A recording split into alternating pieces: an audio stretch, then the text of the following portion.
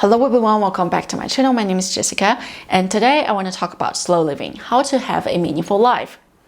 Usually I want to talk about how to learn English as a second language because I am self-taught language learner, and I want to introduce all those techniques and all those experiences, all those strategies I use to learn English to actually achieve what I got right now. But at this moment, I just don't want to talk about how to learn English because I spent a lot of time to think about it. I spent a lot of time to talk about it. And sometimes I would feel like it's not enough for me to just talk about how to learn English. Because talking about how to learn English, it's not difficult for me. I just talk about my own experience, my own feelings, my own way of learning English. I just want you to know, and that's it. But talking about other things, I need vocabulary, I need knowledge, I need enough information, I need to do my research. So talking about other things, talking about other categories of topics will make me feel like I need to push myself. I need to improve my English ability to talk about it. And this is how I talk about it. And in my last video, I said it's so different between learning English and using English. Learning English, you just have to follow other people's advice. But learning English, you need to create resources for yourself. So right now, I am creating resources for you.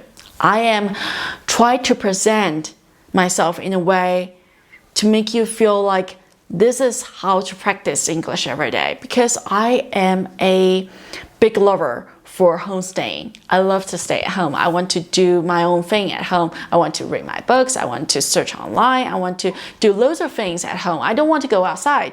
So if you ask me how to practice English when you want to stay at home, my strategy is just talking to your camera. Record whatever you need, record your speech, record your practicing.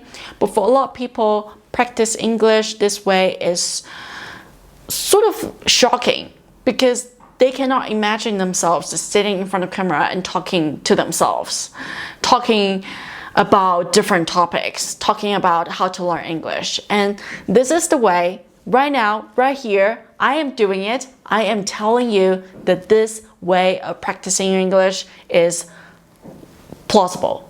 It's really, really useful. And that's how I practice my English. That's how I got myself to this level. So back to the topic, slow living. I found out this topic a few years ago online, and I feel quite fascinated about it. I remember there is a YouTuber called The Cottage Fairy. She constantly talks about deep, meaningful topics. She talked about how to deal with the situation that you have no friends, to talk about deep, meaningful feelings, how to deal with a situation where you are feeling negative about yourself, but actually you are not that bad, how to live in a rural area where no neighbors. I don't remember how I found her channel. I think it's the algorithm really promoted, but when I found it, I feel so blessed. I love to watch her talking about different issues. I love to hear her voice. I love to watching her, do so many things, like cooking, like baking all those very cute cakes with flowers on it, and maybe Sunday if she wants to go outside to, have a walk around the neighborhood, to just express her own feelings, just invite me to sit down, be silent, and just close my eyes and feel the nature. And when I saw that, I definitely feel the same way as she does. She asked me to feel the nature. I just immediately closed my eyes. So she asked me to listen to her talking about have no single friend situation. I just feel like, oh, that's so me. That's definitely me. And I just feel like, wow, this is ultimately the one-of-a-kind lifestyle I want to pursue in the future. I want to be a farmer. I want to move in the rural area. I want to live with dogs. I want to live with chickens. I want to have my own nature. I want to have my own cottage. I want to cook. I've never learned how to cook before, and I want to cook. I want to cook pumpkins. I want to cook all those little interesting cakes. I want to live like her. I want to sound like her. And her voice is so soothing. It's so peaceful and meaningful. And every time I heard she talking in front of camera towards me, and I feel like, wow, this is the friend I want to get. This is how I want to live my life. And this is the dream I want to have. And suddenly I realized, okay, in order to have that sort of lifestyle, I need to dig much deeper. I need to know how is it possible for me to live like this? Is it possible for me to pursue a rural lifestyle? And I found it's impossible because I'm living in a big city, and right now I live in a big apartment. I'm taking care of the children. I'm a mother. It's not easy to just shift your lifestyle all of a sudden and to abandon all the things that you had before. You just cannot rushing into a new lifestyle. So I cannot rushing into, but I can still watching things online. So I keep watching all those slow living oriented lifestyle content creation things, lifestyle videos, and I gradually get together loads of vloggers who dedicated their time and energy on talking about how to live a slow but meaningful life. For example, the Malama Life, another YouTuber. She was living in Hawaii and she's now moving to Portugal. She was passionate about slow living. She's tried to present her video in a way that make us feel like to live like she does will benefits us so much that we may think it's a beautiful life that's worthy to pursue. Because she was living in Hawaii and she's walking her dog sometimes and she's talking to us about, the life is a little bit chaotic right here. The expenses is, the groceries price is very high, and we just have to have a peaceful mind inside. I know life is chaotic, but you just have to hold on to. And I feel the same way too, but gradually I feel disconnected. To hear her talking about how to live a beautiful life is one thing, but to actually practice it is not. I found myself in this dilemma where I really like to watch this sort of video, but for me to actually have myself prepare for this sort of lifestyle is impossible. And I couldn't know why. And as time went by, I gradually come to realize that the lifestyle they have is all about filming. They have their gadgets with techniques, strategies to film a lifestyle and to present that lifestyle to me. It's not necessarily the real lifestyle they have, but they have it on the video. That's what attracted to me. Because lifestyle is not easy to get. For example, if you want to have a meaningful life, you have to be very conscious. You have to be very mindful about what you're doing. It's like losing weight. If you want to lose weight, you have to be conscious about what you eat. You have to be conscious about how much exercise you have in one day. And this sort of lifestyle is so conscious, is so self-absorbed. You have no time but to live in this way. You have no time to pursue other things. This realization made me feel so sad and frustrated. My baby is here. I'm holding him. He's crying and crying when I record a video, so I have to hold him in my arms. So let's talk about the minimalism. Because I feel so frustrated that I cannot have that sort of life. I cannot immediately move to the rural area that I want to live in. So I feel so frustrated. I thought there must be a way. So there must be a way for me to have that sort of lifestyle, faking the reality into a beautiful fairyland. I want to have that. So how can I ever have it in city? So minimalism is the answer. And I watched this documentary film. And at first, I thought it was very interesting. Two guys are talking about they are so successful before. They have this wonderful life. They have beautiful future ahead of them. They are very powerful, successful CEOs of big companies.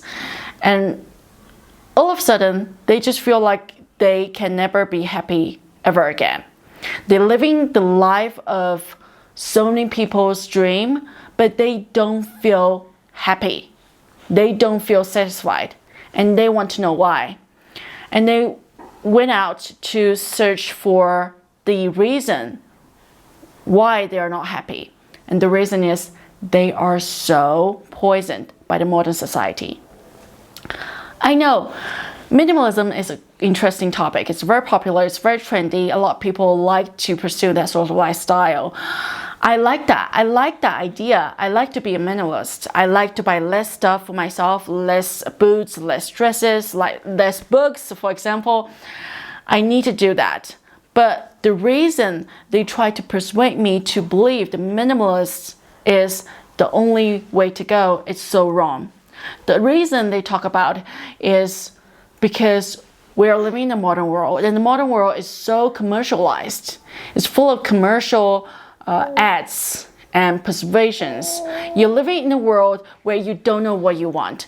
You have to let other people to persuade what you want, to tell you what you want, to actually make you believe that things that is so popular on TV is what you want. You need to go out to go shopping. You need to hang out with friends. You need to go to restaurants to have dinner. You have to do all those fancy things to fulfill your empty heart. And that's the reason to turn around and say, okay, that's it. I don't want that sort of lifestyle. I'm not an empty vacuum. I'm a human being. So I want to have a meaningful lifestyle. I want to tell myself that being a minimalist is the only way to go. And that really make me feel sad and angry, because the lifestyle I want to have is just a lifestyle that I want to experiment with. The lifestyle that will make my life feel better, make me feel better. Not just, okay, I'm so sick, I'm being poisoned by this modern society. I need to cure myself. I need the ultimate superpower medicine that could make me feel better. I don't believe so, because if you are really ill, you need to go to see a doctor. You cannot just sit around and watching documentary film and let people to persuade you that let go of anything in your life is the right way to go. And that's when I feel slow living is not really ideal for a lot of people. It is not really ideal for a lot of people. Some people might try it and they may think, oh, okay, I want to be a minimalist. And I'm proud of myself to be a minimalist. And every now and then they just feel like it's not convenient to live like that. For example, if you have a child, me have 2 children, I definitely feel it's totally not convenient for me to live like that. I have to have nappies. I have to have loads of different issues. I have to have toys spread out in my rooms for my big boy to run around chasing after them. I need to have that. And I feel like that's the right way to go. Just follow your feelings. If your life telling you that this is the stage where you need to have a little bit mess in your life, you just go ahead and have it. To push yourself to stay still in the minimalist lifestyle is totally unreasonable and unrealistic. And I tell myself that one day probably I would just go ahead and try to be a minimalist, but right now I cannot have it. And so slow living, I feel like, yes, it's beautiful to look at, but it's not easy to put into practice. It's not easy to tell myself I need to start slow living today. I need to start a slower pace living style, but not slow living. Slow living is the definition that I need to give up something. I need to reorganize my life. I need to tell myself that the reason I pursue slow living is because I've been traumatized by this modern world. I've been poisoned by this modern world because they tell me that I need to be in the shop, shopping forever. I need to go out. I need to own a lot of things. But for me, those are not diseases. Those just symptoms. You have the feeling that you need to own a lot of things. You need to have that new bike. You need to have that new TV. You need to have that new computer. That's just personal choice. Maybe you will feel also happy about the reason that you can have this sort of thing, but it's not reasonable to give it up. And during on that documentary film, that two guys are actually talking about, the successful life make them feel so sad and miserable. For so many people, successful life is a dream to pursue. Not a lot of us have the chance to be successful. Successful is such a hard thing to do. To be a failure, to fail in your life is a frequent thing. A lot of people experience that. But to be successful in one's life is not easy to do. That's why we try to be successful. That's why we want to be successful, because it's so hard for so many people. You cannot just say, okay, my beautiful luxury life full of yards in my garden make me so sad. You cannot just say that. For so many people, that's the most happy thing that they do. Even just a little bit of success, like maybe I crashed my English tests, maybe I finally go out to talk to foreigners, maybe I try to persuade myself to not buy that beautiful shoes. All those things, all those tiny trivial success in our lives makes us happy so much. Why I want to give up on that? Why we want to give up on that, right?